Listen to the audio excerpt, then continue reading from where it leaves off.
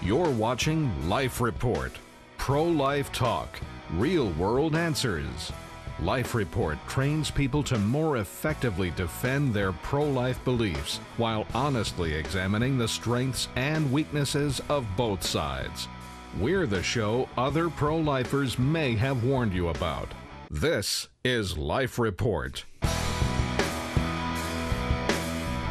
Welcome to Life Report. We're back with Jason Jones from last week. Liz is here to join the discussion. Yay. You sound super excited to have me back on the show. Yeah, I know. You I don't don't know really why sound I'm like acting you like missed this right me. now. I was actually really great not having you here last week. Was she on vacation last week when we did the last show? It's this weird thing. I don't know why you came back dressed in the same clothes. Dude, what's wrong with you? You know what? The Super Bowl's still on. You're like, we really need to be watching the game right now. You just killed the TV magic, Josh. Uh-oh. You just killed it. We are all about pulling the curtain back. No, you are all about pulling the curtain Super Bowl's back. been going on for like an hour now, so we should have Kyle text in like the score or something like that. But I don't care about the Super Bowl. So anyway, Jason Jones is back. If you didn't catch the first interview with him, part 1, then you got to stop watching now. You shouldn't be watching the show. You should go to prolifepodcast.net and watch part 1. We're going to go back. Talk to me about IamWholeLife.com. Yes. Okay, IamWholeLife.com goes all the way back to my college days when I was an atheist pro-lifer. There was no pro-life club on my campus. I started the Pro-Life Student Union, and so it was my club, and I could do what I want with it. Right. And so I did whatever I wanted. So when the premier of China came to Hawaii and Wei Jianxing was in prison, who was a hero of mine, I led 3,000 people to protest for the freeing of Wei Jianxing. Wow. When NATO bombed civilian targets, intentionally targeted television stations. You were probably in kindergarten at the time. I'm like, I don't remember this. Yeah, Bill Clinton, for the first time in U.S. history, ordered the intentional targeting of civilians. Wow. So I led protests against NATO. And, of course, I did all my pro-life work. And I discovered that I was really effective. My club became the biggest club on campus. And it was neat. The Serbian community, believe it or not, we have a lot of Serbians in Hawaii that go to school there. It's because we have a basketball team and a volleyball team, and they're really good at both. Yeah. And they were really appreciative of me, and then they became involved in the club. And I said, okay, this is the type of organization I want. Abortion is not separate from other human rights abuses. I never saw it that way. Right. It is, and for me, it was 2 accidents. One was just me being me in college. The other was about 6 months after the abortion of my life, I was deployed to Thailand, and we were in the middle of nowhere, and I see this man holding his son, who was probably 10 but looked like he weighed 50 pounds. Wow. Oh. And I said to the interpreter who was I was with a light infantry unit, and we were in the middle of nowhere. They didn't even speak Thai. This was an ethnic group that didn't even speak Thai, and we had a translator with us. And I said, what's wrong with that boy? And he said, I think he's dying of malaria. And I looked at the eyes of the father who was holding his son, and I knew that feeling of helplessness because that's exactly how I'd still been feeling over the abortion that happened against my will and the will of my high school girlfriend. And I really empathized with him at that moment, and my heart broke. And then I got back to my unit, and I began to research malaria. And I discovered that malaria, like abortion, is caused by policy, and that the global ban on DDT killed more people than abortion being legalized. Wow. And 50 million people a year die from abortion, but over 500 million Asians and Africans died because of the global ban on DDT. And so then I began to see that the culture of death was intimately connected. In fact, the foundations that pushed for the global ban on DDT were some of the same foundations that were pushing eugenics in the 30s. And so they just reorganized under the banner of environmentalism in the 60s and 70s to achieve the same objectives. And thanks be to God, the global ban on DDT has now been lifted, and everyone admits it's non-toxic and perfect for you, and it doesn't hurt the environment or birds' eggs, and that was all lies. And so I began to see that there are all sorts of direct threats to human dignity, and abortion is just one. And when you separate abortion from those other direct threats to the innocent human person, it makes it harder for us to communicate our message, and easier for the abortion industry to say, we just want to be in your bedroom. Right. No, I don't want to be in your bedroom, okay? I can promise you that, all right? But I don't want you in my bedroom. I don't want anyone in my bedroom. I got 6 kids, and I got a wife, and all my kids are in the bed already. If you were in my bed, it'd be really just too crowded. Right. And that abortion, of course, we know that babies are made from sex, we know. But abortion, the Planned Parenthood I put on the same plane as with the Janjaweed in Sudan. I look at somebody, a politician who promotes abortion, no different than Bashir in Khartoum. And that's how I always saw it. And so that's really what the whole life ethic is. So what message are you trying to get to pro-choice people with I Am Whole Life?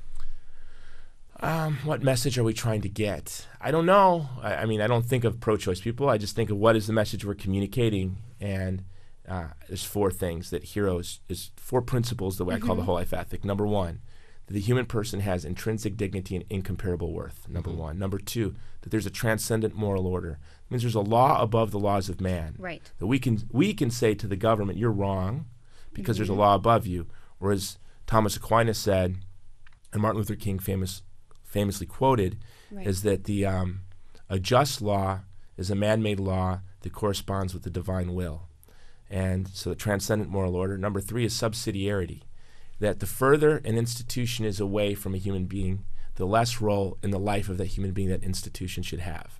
So my state government should have more to do with my day-to-day life than the federal government. Right. My family should be in my life, in my local community, and my church and my friends should have more to say about my life than, you know, the state government and the UN should just not even talk to me, right? Subsidiarity. And number four is political economy. And before economics is a new word. I don't think it was in the dictionary until the early part of the 20th century, and it was a value-free word.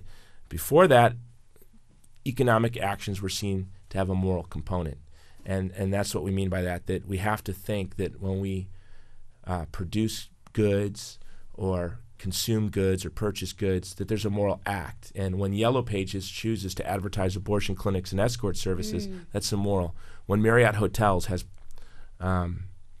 pornography, that's immoral. And so that we have to think when we act economically that those are also moral acts. So that's what I call the whole life ethic. I find that fascinating because I face that a lot when I'm on like a college campus and I'm talking about abortion. That's more of my focus and what I'm working on.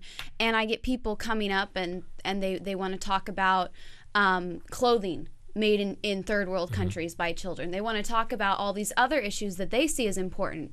And I found that, you know, I can address it by numbers. And I've seen people do it where they say, well, you know, those things are bad, but abortion kills more people than all these other concerns. Right. And I've always kind of seen that as logical. Like, okay, let's focus on the big one and then address the others. How do you balance focusing on so many things? They're the same one. Okay. People go, wow, you got a lot of, you're drilling wells in Sudan and you're giving DVDs out to pregnancy centers and you're launching a sex trafficking. No, it's not like they're the same thing. It's valuing the economic over the human.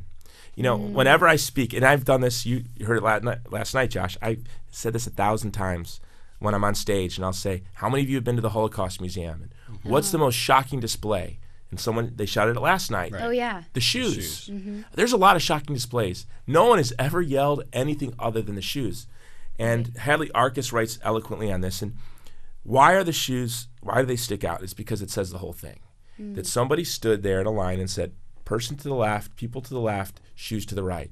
Person to the left, economic to the right. Human beings that have incomparable worth to the left, bits of leather that are near worthless to the right. They valued the worthless pieces of leather. They destroyed the human being. That's the issue. Valuing the economic over the human, denying the intrinsic dignity of the human person, denying the transcendent moral order. So if we can use, when we're speaking to college kids, and say, yes, do you know that when you buy those Nikes and turn it around on them, and I'm wearing, I don't know where these are made, probably China. Right. When we do those things, we're valuing the economic over the human. When we're very happy because I can get a $6 bottle of wine at Costco, and I'm, a $6 bottle of wine, I don't think to tell my wife, a $6 bottle of wine made possible because we lure immigrants here from other countries that have to risk their life as they crawl across the desert to get here to work for us for barely anything. So I can be very excited. That's valuing the economic over the human. And so when people die in the deserts of Texas and Arizona, so I can have a $6 bottle of wine, it is related. And so when we're talking to college kids, we all care about these things. The abortion industry says that we don't. I think it's important that we earn credibility with them by demonstrating that, no, I do care about these things. I do. But you're the hypocrite because you're advocating abortion. I always turn it around. You're the hypocrite. I'm not. How do people react to that? They like it. Well, I hope as an organization we do earn credibility. Yes. Because we risk our lives. I'm going back to Sudan next month, and into the deserts of Darfur where for hundreds and hundreds and hundreds of miles I'll be, the only white guy or just me and a few of my friends. And there'll be guys with machine guns, which don't scare me as much as the mosquitoes with malaria. And so we try to earn credibility. Yeah. But I don't have any fear. And that's the whole life ethic allows me to call people out, because I hope that we've earned credibility. And we try our tactics. I just did our plan for the year, and we have our vision and our strategy and our tactics. And our tactics are very simple: clothe the naked, feed the hungry, give water to the thirsty. These are simple, these are our tactics, the works of mercy. And we think that if we do those, that our vision of a culture that respects the dignity of the human person will come about. So let me ask you this, because I definitely agree that especially I think with young people, you have to do things like that to earn credibility. We were doing a Justice for All exhibit several years ago in Georgia State, and like the main pro-choice protesters was there both days with a sign all day. Like we started talking to her, we find out she volunteers for foster care, like helping foster care kids, like something ridiculous, like 15 hours a week or something like this, like for a college student. And it was like, wow, if she had seen the pro-lifers there with her before they brought the exhibit, how much more credibility would we fit? So I agree with that. My question for you is, how do you prioritize? Okay, go ahead. We should do it not just because. Yeah, I'm not saying just because of that. But as Christians, we should do it. We should do that. And we do it, right? I mean, we do it already. And I'm agreeing that also helps build credibility. My question is, how do you prioritize? Between there's all these different things we could do, like how many trips to the Sudan should we do? When like every trip to the Sudan, that means there's something that you can't do on some other issue. So how do you prioritize those things? Well, as my organization, we have directors for each project, and they come up with a budget, and they have to raise their budget. A lot of the money we raise for our water projects probably doesn't come from any source that would probably be giving money to my pro-life projects.